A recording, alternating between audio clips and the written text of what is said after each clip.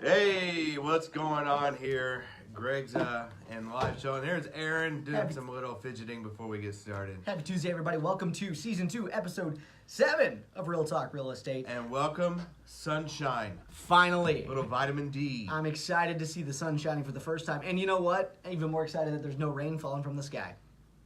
I'm tired of all of that. So, as our page or our title suggests today, I'm sorry guys, I'm also getting the computer going so I can watch for the comments. I'm on the keys today. We are talking about whether or not real estate agents are obsolete in the tech era. Yeah, and what spurred this week is I was perusing on the old internet there, and it came up on the Wall Street Journal, and I did some more investigating and found an article to help our cause, and we're going to kind of break that down and go into some little segments here from an article I found in Forbes magazine, a great resource, and the article that I'm sure we're going to post to our Facebook page is called "Are Real Estate Agents Still Relevant in the Age of Tech?" Yeah, obviously we think we're pretty relevant still because there's a lot of things that we do that people don't even understand that we do, things that are happening behind the scenes, and kind of, us doing the service necessary to get people kind of all the way to a closed transaction. So a couple key points that we want to talk about here today. Obviously, we love your input. We want to know any questions you might have. So as we're talking, if you have anything, let us know in the comments. Happy to answer those questions. Also, if you have any separate ideas of ways that maybe we are utilize that people don't even realize that we haven't touched on, maybe put that in the comments as well, and we'll kind of touch on those points too, because people just think that sometimes we just show homes and put signs in yards and that's all we do. And if that was the case, I could definitely see why people think we're obsolete. Yeah, but the reality is that buyers and sellers today have just as much information at their fingertips when it goes to inventory as real estate agents. I mean, it's there, it's readily available, and sure, it's websites like Zillow and Trulia, and even our FC Tucker webpage can give that information to you. But where we come into play is the stuff that's not often seen on just the data sheet. Absolutely. Back in the day, especially whenever I first got started in real estate, even, the mid-2000s, 2005, 2006 time, real estate agents were really the gatekeepers of the information. Like Greg is saying, now it's available to everybody. But back then you had to come to us to get access to that information. The internet wasn't what it is today. Zillow didn't really even exist the way it does today.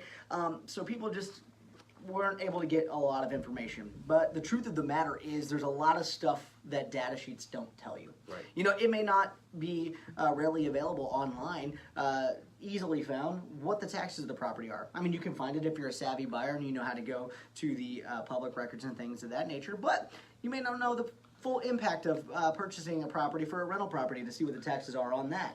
Right. You may not understand the impact of homeowners association, what those costs may be and how much fees may be associated with that moving forward to determine whether or not it's actually going to fit within your budget. So some of those things that should be available to a lot of people are often missed or often overlooked because people don't even know the impact that they may have. And we're also able to get access to the history of the property. Right. A lot of things that buyers cannot get readily available. And that's going to make you a more conscientious,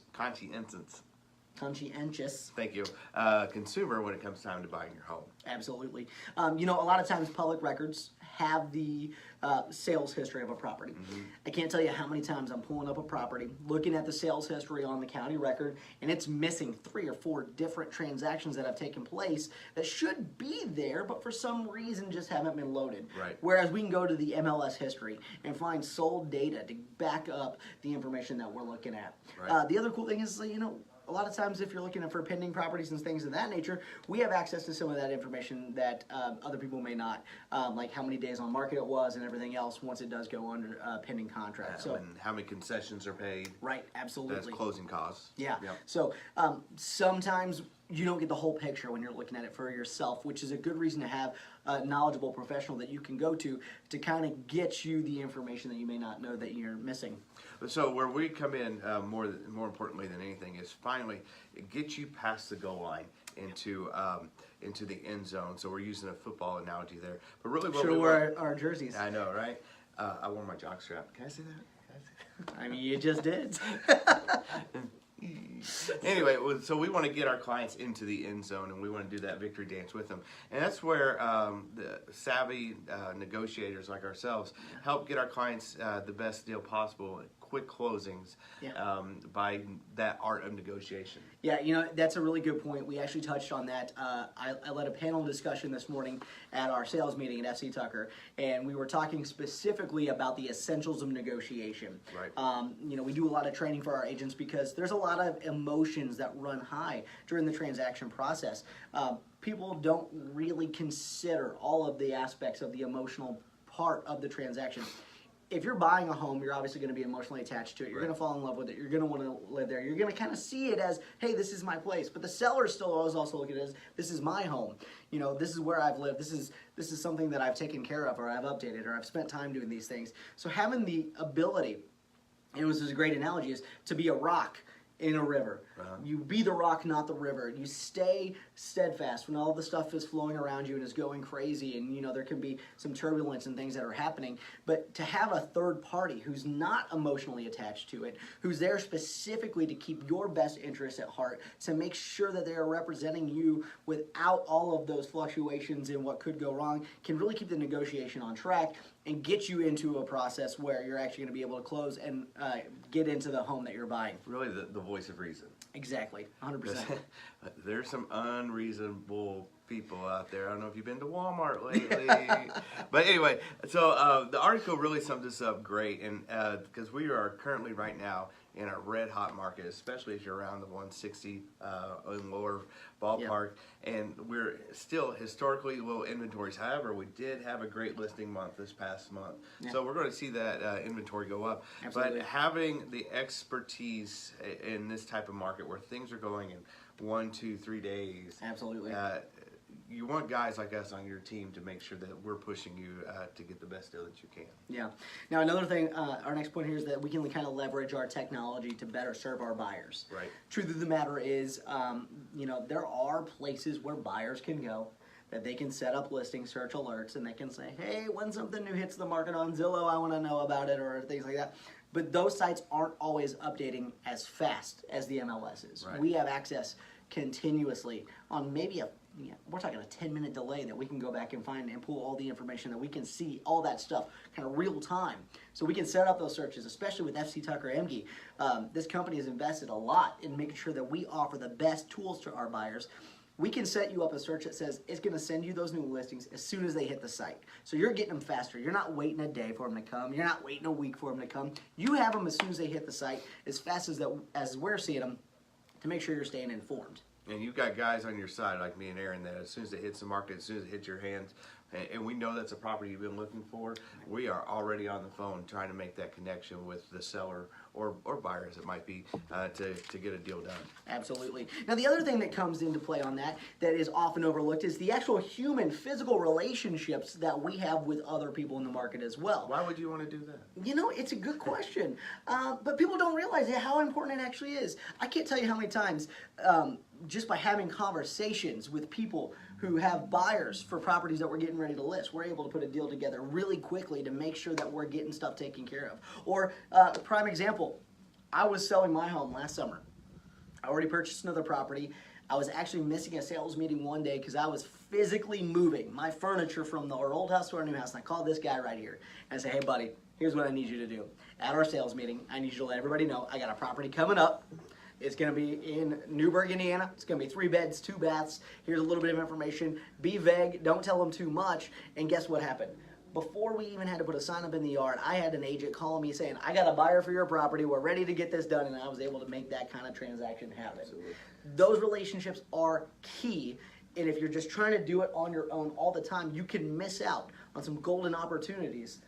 Yeah. For example, last week I was working with one, and if it wasn't for technology and the speed of technology, we would have missed out on a great offer. So we had one offer come in, and we were literally ready to accept. Right. Phone beeped. I said, "God, take this." There was another offer, and I was able to get my seller a much better offer in just a split second because of utilizing that technology. Yeah, absolutely. So Hey, so let me ask you real quick. When it comes to buyers and sellers after they've completed the transaction, Yes. what is the #1 complaint to the National Association to Realtors? Do you remember? Never heard from a guy again. All right. You know, statistically about By guy, you mean my agent. your agent, My yeah. agent. So statistically, about 84%, I believe, is the number, say that they would reuse their real estate agent. Maybe even higher to 94%. Right. But on average, only about 60% actually do because their agent doesn't stay in contact with them after the fact. So that's what you're going to get with us, Yeah. and hopefully any competent real estate agent is that if they utilize the technology effectively, Right. and even ways that are not mentioned in the article which we'll post, there's really no need for that, is it? There is no need for that. We make it our mission to take care of our clients to such a degree before, during, and after the transaction process, and keep them informed of things that are going on in their local market, in their neighborhood, keep them informed of different events that are happening in the community, that really we want to be the go-to person for any questions they may have. If they got questions about home maintenance, Right. we want to be the first call they make before they call a plumber or a contractor or anything else, because we want to be the people who are representing their interests at all times. And aside from real estate, you know how many people asked me about chicken wings this last month? Too many. Yes.